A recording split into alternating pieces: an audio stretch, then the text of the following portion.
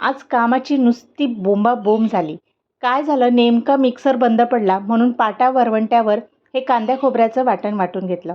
एकतर चांगलंच झालं, कारण या दगडाच्या घर्षणाने कांद्या खोबऱ्याचं तेल सुटेपर्यंत मस्त हे वाटण वाटून झालेलं आहे. आणि म्हटलं नॅचरल तेल सुटलेलं आहे म्हणून फोडणी घालायची नाही, फोडणीला एक्स्ट्राचं तेल घालायचं नाही. म्हणून काय केलं, भिजलेले वाटाणे कुकरमध्ये घेतले, यातच कांदा टोमॅटो घालून घेतला, लाल मालवणी मसाला घातला, त्यानंतर चवीपुरतं मीठ आणि वाटलेलं वाटण घातलं आणि छान असं 5 मिनिट मस्त भाजून घेतलं आणि त्यानंतर गरम पाणी घालून 3 शिट्ट्या करून घेतल्या. पण आज वाटाण्यांना एवढा मोठा नकरा आलेला होता ना, या 3 शिट्ट्यांमध्ये काही वाटाणे शिजले नाहीत. मग परत 3 शिट्ट्या करून टोटल 6 शिट्ट्यांमध्ये वाटाणे शिजवून घेतले आणि मग छान अशी तर्रीदार भाजी तयार झाली.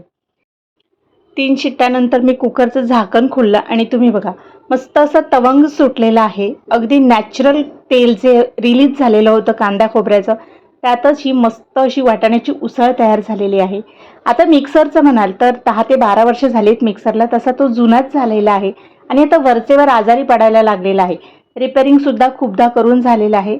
त्यामुळे तुम्ही मला एक सजेस्ट करा, कोणत्या कंपनीचा मिक्सर घेऊ ते. तर ही तर्रीदार भाजी मी गरमागरम भातासोबत एन्जॉय करते, सोबतच कांदासुद्धा घेणार आहे, म्हणजे अजूनच थोडी छान मजा येईल. तुम्ही व्हिडिओ बघत बघत पटकन मला कमेंटमध्ये सांगा कोणत्या कंपनीचा मिक्सर घेऊ ते.